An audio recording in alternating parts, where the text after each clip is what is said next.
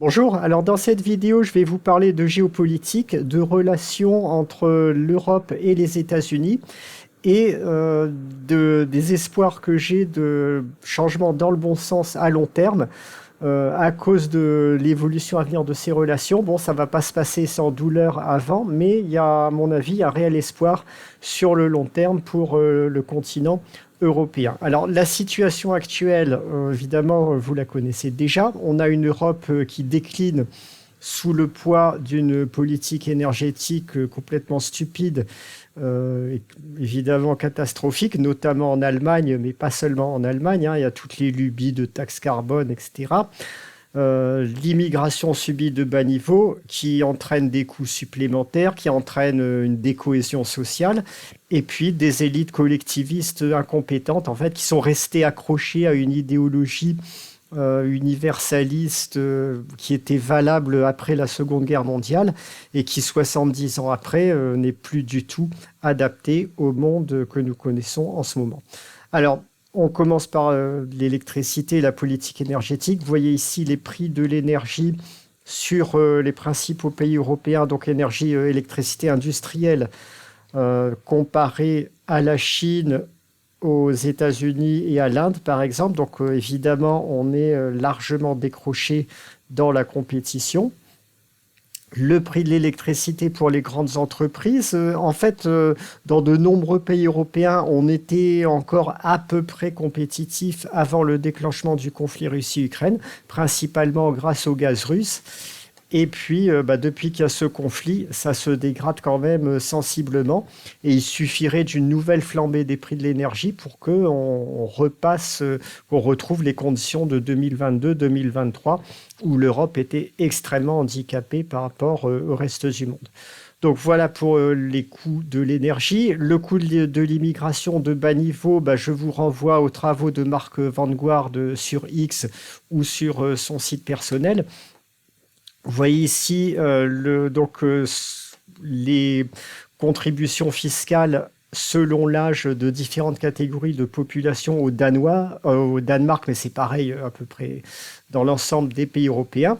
Donc les immigrants d'origine européenne ont un profil à peu près classique. Donc lorsqu'ils sont en phase d'enfance, d'études à l'adolescence, évidemment la contribution est négative puisqu'ils ne produisent pas encore et il y a les frais de scolarité. Ensuite, lorsqu'ils entrent dans la vie active, ils ont une contribution nette qui est largement positive. Et puis après, à l'âge de la retraite, évidemment, ça redevient négatif, ce qui est... Bon, tout ça, c'est normal, mais vous voyez que les immigrants de la zone MENAPT, donc Moyen-Orient, l'Afrique du Nord, Pakistan, Turquie, ils ont une contribution négative, contribution fiscale négative, quelle que soit leur classe d'âge, même lorsqu'ils sont au cœur de la vie active. Donc ça, c'est typique d'une immigration subie de bas niveau. Ça ne veut évidemment pas dire que tous les immigrants qui viennent de ces pays sont mauvais, mais lorsqu'on ne fait pas de sélection, ça se passe forcément mal, hein. C'est sûr que si on sélectionnait au départ de façon stricte, avec des tests de niveau, etc., on aurait des résultats corrects. Mais là, lorsqu'on est en situation d'immigration subie non sélective, les résultats sont ceux que vous voyez ici. En France, c'est la même chose, hein. Vous voyez ici le nombre d'allocataires, le pourcentage de personnes en activité qui sont aux allocations chômage qui dépendent de prestations sociales. Donc 7% pour les immigrés d'origine européenne et 22% pour les immigrés originaires de pays africains. Donc ça, il y a beaucoup d'autres statistiques, hein. Si vous vous intéressez au sujet, tout est disponible sur le site de Mark Vanguard. À noter que ces graphiques-là ne prennent même pas en compte la dégradation des conditions de sécurité qui est associée à l'immigration de bas niveau. Donc, ensuite, on a le problème de nos élites, du comportement de nos élites. Ce sont des élites qui sont déconnectées du monde réel, qui n'ont même plus d'ordre de grandeur efficace en tête.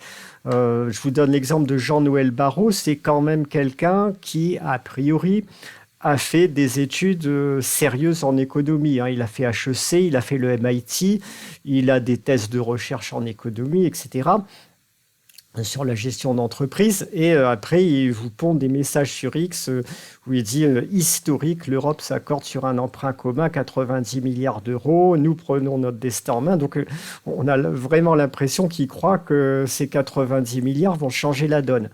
90 milliards, c'est 2 semaines de dépenses en défense armée pour les USA. C'est 0,5% du PIB européen. Et c'est moins d'un tiers de ce que l'Europe a payé à la Russie en importation d'hydrocarbures et de produits divers, engrais, etc., depuis le déclenchement du conflit Russie-Ukraine. Donc évidemment, sa position, elle est complètement ridicule.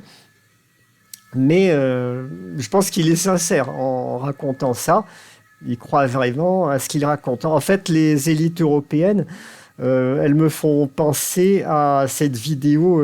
Vous connaissez vous avez sans doute vu, hein, cette blague-là avec quelqu'un qui fait semblant d'avoir la force de pousser le train qui part sans lui. Là, c'est un métro, donc voilà, le personnage est en train de pousser et après il crie victoire. Il a réussi à lancer le train. C'est exactement la même chose pour nos élites européennes. Ce sont des personnes qui voient le train de la marche en avant du monde partir sans eux, sans s'occuper d'eux, en les ignorant complètement, comme l'Europe est totalement ignorée dans les négociations internationales Russie, Ukraine, États-Unis.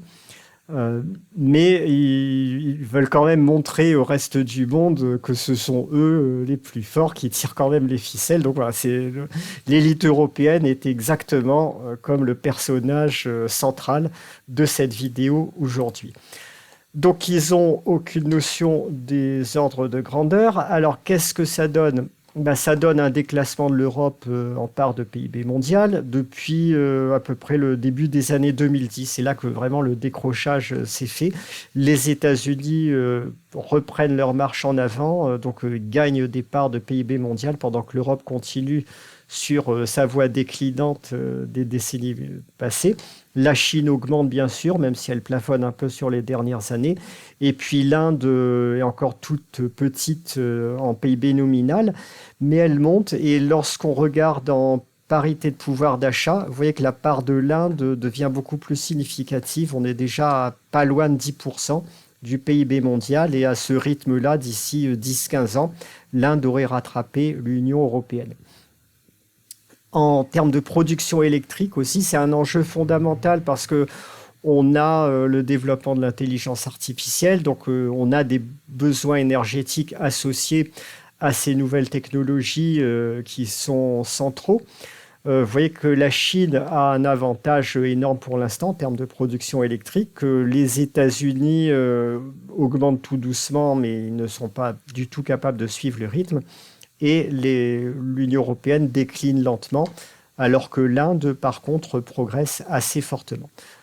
Donc, la leçon à retirer de cela, si on se place du point de vue de l'intérêt des États-Unis, c'est que tout seuls, ils ne font pas le poids face à la Chine sur de nombreux critères, la production électrique, le PIB en parité de pouvoir d'achat, où les États-Unis sont déjà très nettement en dessous de la Chine depuis une dizaine d'années à peu près. Il n'y a qu'en PIB nominal, en fait, ils sont encore au-dessus de la Chine pour le moment. Donc, quelles conséquences sur les relations entre États-Unis et Europe ? Alors, je vous rappelle que dès qu'on parle de relations entre pays et civilisation, il n'y a pas de bien, il n'y a pas de mal, il n'y a pas de morale. Ça, ce sont des notions qui s'appliquent aux relations entre individus dans notre tribu, dans notre cercle de connaissances, mais ça ne s'applique absolument pas aux grands groupes. Dès qu'on est sur des grands groupes, ce sont juste des rapports de force et des intérêts qui gouvernent. Ça, il y a énormément de personnes qui ne le comprennent pas, qui continuent de mélanger ces deux échelons et qui voudraient appliquer des règles de bien, de mal et de morale aux relations entre pays, alors que ça n'a absolument aucun sens, ça n'a jamais existé réellement dans l'histoire. Même le plan Marshall, d'après la Seconde Guerre mondiale, lorsque les États-Unis ont cherché à renflouer, à sauver l'économie européenne, c'était absolument pas pour des raisons de simple générosité, c'était qu'ils avaient besoin d'un allié qui tienne la route dans le cadre d'une compétition, d'une lutte d'influence face au bloc communiste naissant à l'époque. Alors l'Europe aujourd'hui, déjà, elle ne représente aucun risque compétitif pour les États-Unis, vu qu'ils sont en situation de déclin, de déclassement. Donc, sur le plan militaire, l'Europe est insignifiante. Sur le plan politique également, on l'a vu lors des récentes négociations entre États-Unis et Russie et Ukraine ou sur d'autres sujets. Elle s'est complètement écrasée lorsqu'il y a eu les négociations sur les droits de douane entre États-Unis et Europe également. Et puis économiquement, bon, à part sur certains secteurs très ponctuels, elle ne représente pas non plus une grande menace pour les États-Unis. Par contre, le problème des USA, c'est qu'ils ont une vraie menace pour leur leadership mondial qui s'appelle la Chine, où là, c'est du sérieux, et ils ne sont pas capables de faire face seuls, à mon avis, à cette menace, donc de soutenir seul la compétition face à la Chine. On l'a vu à cause du poids économique, du poids manufacturier des deux pays. Donc ils ont besoin impérativement d'alliés solides s'ils veulent avoir une chance de remporter la bataille ultérieure. Le principal allié qu'ils peuvent avoir, c'est évidemment l'Europe, puisque avec les pays européens, ils sont capables tout de suite, en termes de démographie et en termes de main-d'œuvre qualifiée, ils sont capables de doubler leur force de frappe. On a sensiblement les mêmes QI moyens, les mêmes niveaux d'instruction en Europe et aux États-Unis. Donc la force de travail est à peu près équivalente. Il y a une communauté de valeurs quand même, ça facilite les négociations, ça facilite les relations entre pays, la compréhension. Et il y a des intérêts communs dans la compétition face à la Chine, parce que l'Europe n'a aucun intérêt à se laisser avoir ce qu'il reste de son activité économique, de son industrie, détruite par la compétition chinoise dans les années qui viennent. Le problème des USA, c'est que l'Europe n'est pas pour l'instant un allié fiable parce qu'elle est mal gouvernée, elle a un poids économique déclinant, elle a des vieilles élites qui portent des valeurs totalement dépassées, qui s'occupent de climat, de collectivisme, qui veulent en gros sauver la planète, accueillir tous les immigrés du monde, alors que c'est totalement hors sujet lorsqu'on a à faire face à des menaces comme la Chine et la Russie. Donc, il y a nécessité, si les USA veulent avoir un allié qui tienne la route, il y a nécessité de changer la gouvernance de l'Europe pour eux. C'est dans leur intérêt. C'est pas, quand Trump dit Make Europe Great Again, ou Elon Musk le dit, c'est vraiment parce que c'est dans l'intérêt des USA. Donc, pour changer, quels sont les points sur lesquels les USA peuvent s'appuyer? Ils ont des élites européennes qui sont de plus en plus fragilisées, de plus en plus affaiblies, puisque les partis souverainistes montent partout en Europe et qu'ils commencent à arriver au pouvoir dans certains pays. Donc pour l'instant, on a vu passer des articles comme quoi Trump voulait s'appuyer sur la Pologne, l'Italie, l'Autriche et la Hongrie pour faire imploser l'Union européenne. Évidemment, ils ont démenti, ils ne vont pas le crier sur tous les toits, mais il y a probablement du vrai dans ce projet.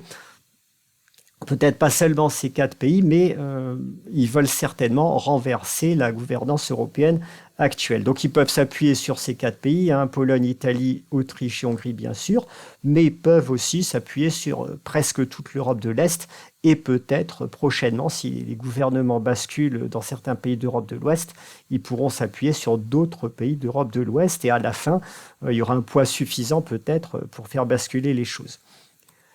Autre scénario, ce qui pourrait faire aller les événements, faire changer les choses encore plus vite, et c'est un scénario auquel je crois, que je considère comme assez probable, c'est l'extension du conflit Russie-Ukraine. Si Poutine décide d'étendre le conflit aux pays baltes, d'impliquer directement l'Europe et l'OTAN, ce qui pourrait arriver assez vite, 2026, premier semestre 2027, qui bénéficient de l'effet de surprise, on aurait des élites européennes qui seraient totalement dépassées par la situation. Il faut rappeler que les élites européennes, aujourd'hui, ils ont comme projet d'avoir une armée européenne qui soit capable éventuellement d'affronter la Russie en 2029. Hein, c'était ce qu'ils racontaient. Donc si ça arrive maintenant, qu'est-ce qui va se passer? Ils vont appeler les USA au secours. S'il vous plaît, aidez-nous. Qu'est-ce qui se passe? On ne sait pas quoi faire. Et les USA vont dire OK, ben voilà, nos conditions, c'est que vous arrêtez vos idioties climatiques, votre politique énergétique stupide, d'accueillir tous les bateaux de migrants qui arrivent de je ne sais où. Et vous arrêtez aussi de censurer les partis souverainistes parce que ils sont dans notre camp. Donc c'est à prendre ou à laisser. Et les élites affolées n'auront pas d'autre choix que de dire oui patron, merci patron, parce que parce qu'ils n'ont aucune autonomie stratégique. Dans cette situation, il est très probable que ces vieilles élites seront rapidement balayées, à la fois parce qu'il y aura un électorat intérieur qui voudra encore plus les mettre dehors, et que de l'extérieur, les États-Unis vont appuyer là où ça fait mal et mettre les moyens financiers pour faire sauter ces vieilles élites. Hein. C'est quelque chose, c'est vieux comme le monde, que des pays cherchent à modifier le cours des choses dans les gouvernements d'autres pays en utilisant des moyens financiers. La Russie a cherché à acheter d'anciens dirigeants européens, Gerhard Schröder, il y a quelques élus ou anciens élus, François Fillon, d'autres. La Chine fait de même. Bon, donc voilà. Donc je pense que ce conflit, s'il s'étend, fera radicalement basculer les choses en Europe, et qu'une fois que le conflit sera terminé, parce qu'il est quand même hautement probable qu'à la fin, l'alliance Europe-États-Unis ait gain de cause face à la Russie, pour cause de poids économique, on aurait des États-Unis qui retrouveraient un allié beaucoup plus fiable et une Europe qui serait sur la voie du redressement. Donc ça ne va pas se passer sans douleur, bien sûr. Je ne dis pas du tout que les États-Unis cherchent délibérément à provoquer ce conflit. Ils préféraient pour l'instant que la Russie se range naturellement dans le camp des États-Unis sans avoir à utiliser une quelconque arme. Ça coûterait beaucoup moins cher, ce serait beaucoup plus simple, quitte à sacrifier une bonne partie de l'Ukraine pour cela. Mais le problème, c'est que la Russie ne va pas se contenter de ça, ne va pas accepter les choses ainsi. Et on voit que depuis 2022, il y a une trajectoire d'affrontement croissant entre le bloc occidental et l'Ukraine. Ça sont des faits. Hein. On est parti de petites sanctions économiques à un stade où on envoie des drones bombarder les raffineries russes et toutes sortes d'installations, avec l'implication directe des États-Unis dans cet état de fait. Et si on poursuit sur la trajectoire des 3 dernières années, les prochaines étapes d'escalade, ce sera l'extension du conflit Russie-Ukraine à l'Europe. Faut rappeler quand même que récemment, Poutine a traité les dirigeants européens de petits de porcelets. Donc, en termes diplomatiques, quand on arrive à ce stade, c'est qu'on n'a pas forcément des intentions pacifiques vis-à-vis des dirigeants qu'on traite de porcelets. Hein. Donc, on verra bien. Mais voilà, les États-Unis préféraient pour l'instant ramener la Russie sans autres frais, sans combat dans leur camp. Mais comme ça ne sera sans doute pas possible, la deuxième solution qui s'offrira à eux, c'est d'étendre le conflit. Et ça ne sera pas pour eux quelque chose de forcément désagréable, parce que ça sera l'occasion de faire basculer la gouvernance européenne. Voilà pour mon point de vue. Peut-être que certains ne seront pas d'accord. N'hésitez pas à laisser des commentaires sous cette vidéo. Et je vous souhaite maintenant d'excellentes fêtes de Noël et de fin d'année à toutes et à tous.